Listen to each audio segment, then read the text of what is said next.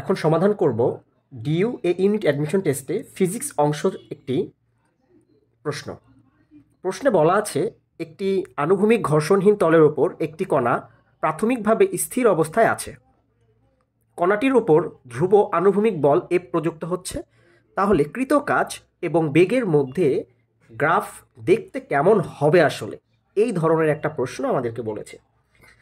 প্রথমে যদি আমি একটু আলোচনা করি, যেখানে স্পষ্ট বোঝা যাচ্ছে যে এই যদি আমি ধরে নিই যে এম ভরের একটা বস্তু, এই বস্তুর ওপর যেহেতু আমি একটি ধ্রুব আনুভূমিক বল প্রয়োগ করেছি, তাহলে এখানে কিন্তু যে কৃতকাজটি হবে সেই কৃতকাজটি কি হবে? ধ্রুব বল দ্বারা কৃতকাজ। তাহলে ধ্রুব বল দ্বারা কৃতকাজ আমরা কি জানি? W equal two F S cos theta. আমি আর কস থিটা লিখলাম না, কারণ হচ্ছে যেহেতু এখানে বল আর সরণের দিক একই দিকে, তাহলে কস 0 ডিগ্রি কস 0 মানে 1, তাহলে কি W equal two F S পাচ্ছি। যেহেতু আমি যে বস্তুটার উপর বল প্রয়োগ করেছি ধ্রুব বল, সেই বস্তুটার ভর কত? এম। তাহলে আমি এখানে লিখতে পারি এফ এর পরিবর্তে এম এ এস। এখন একটা বিষয় খেয়াল করো, এই যে এম ভরের বস্তুটা, যেহেতু এই বস্তুটা এখানে বলা আছে যে স্থির অবস্থায় আছে, তাহলে এইটার যে আদিবেগ, সেই আদিবেগটা আমি ধরে নিলাম কত? ইউ। তাহলে ইউ ইকুয়াল টু কত? 0। এখন যখন আমি বল প্রয়োগ করেছি, আমি ধরে নিলাম যে কিছু সময় পরে তার সরণ হয়েছে এস, কিছু সময় সেই সময়টাকে টি ধরে নিলাম, এবং কিছু সময় পরে যে সরণ এস হয়েছে, এই এস সরণের পরে তার শেষ বেগ কত? ভি।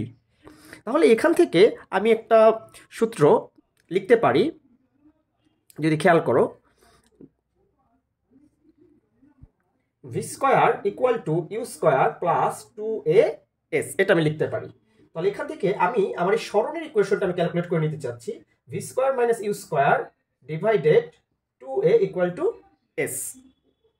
এবার খেয়াল করো, আমি যদি এখানে বসিয়ে দেই এম এ এস এর পরিবর্তে V square minus you square divided কত? 2a। তাহলে A cancel, half M V square minus কি হাফ এম ইউ স্কোয়ার। তাহলে ডাব্লিউ ইকুয়াল টু পেলাম আমরা half M V square minus half M U square. এটি কিন্তু আমরা কিন্তু ডিরেক্টলিও লিখতে পারতাম, কারণ এটি হচ্ছে কি কাজ শক্তি উপপাদ্য, কৃতকাজ গতিশক্তির পরিবর্তনের সমান। কিন্তু আমি জাস্ট একটু ডিটেলসে করার জন্য বা থিমটা ধরিয়ে দেওয়ার জন্য আমি বললাম, কারণ এখান থেকে যাতে বেসিকটা ক্লিয়ার থাকে। কিন্তু যদিও অ্যাডমিশন টেস্টে এত সময় পাওয়া যায় না, কিন্তু তারপর বেসিকটা ক্লিয়ার থাকবে। এখন খেয়াল করো, এখানে আদিবেগ কত? 0। আদিবেগ যেহেতু 0, তাহলে আমার ফাইনালি আমি যে রেজাল্টটা পাবো সেটা হচ্ছে W equal to half M V square. এখন এখানে এম ধ্রুব, এম যেহেতু ধ্রুব, তাহলে ডাব্লিউর সাথে ভি স্কোয়ারের সম্পর্ক হচ্ছে W proportional to V square. তাহলে কৃতকাজের সাথে বেগের শেষ বেগের যে সম্পর্কটা, এটা হচ্ছে বর্গের সমানুপাতিক। এখন খেয়াল রাখতে হবে, গ্রাফে কিন্তু আমাদেরকে ওয়াই এক্সিসে ডাব্লিউ আর এক্স এক্সিসে কিন্তু ভি স্কোয়ার বলে নাই। যদি ওয়াই এক্সিসে ডাব্লিউ এবং এক্স এক্সিসে যদি ভি স্কোয়ার বলতো, তাহলে আমি নির্দ্বিধায় বলতে পারতাম যে এটা কিন্তু সমানুপাতিক হবে। কিন্তু আমাদেরকে বলেছে ডাব্লিউর সাথে শেষ বেগের সম্পর্ক। তাহলে দেখো তো, আমি যদি এখানে ভি এর মান 1 নেই, তাহলে ডাব্লিউর মান পাবো কত? 1। আমি যদি ভি এর মান 2 নেই, ডাব্লিউর মান পাবো হচ্ছে 4। আমি যদি ভি এর মান 3 নেই, ডাব্লিউর মান পাবো কিন্তু কত? 9। এখন স্বাভাবিকভাবেই তুমি খেয়াল করো, আমি যদি এখানে ফিগারটা ড্র করি, দেখো ধরো এটা 0 1 2 3, আর যেহেতু কৃতকাজ আমি পেয়েছি 1 4 9, আমি সেইভাবে একটু নিয়ে নিচ্ছি। ধরো এটা হচ্ছে 1, এটা হচ্ছে ধরো 4, এটা হচ্ছে 8, এটা ধরো 9।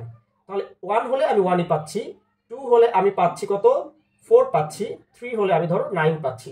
এবার তুমি যদি গ্রাফটা ড্র করো, দেখো এরকম একটি গ্রাফ পাবে। এর মানে আমি নির্দ্বিধায় বলতে পারি যে এটা সঠিক উত্তর হবে খ। আমি জানি তোমরা অ্যাডমিশন টেস্টে এতটা সময় পাবে না, কিন্তু ডিটেলসে বলার জন্য আমি বিষয়টি বললাম। এইভাবে আমি চেষ্টা করব প্রতিটি এমসিকিউ এর সমাধান দেওয়ার ডিটেলসে, যাতে এই এমসিকিউ এর ভিতর থেকে যখন এমসিকিউ আসবে যাতে তোমরা পারো। ধন্যবাদ।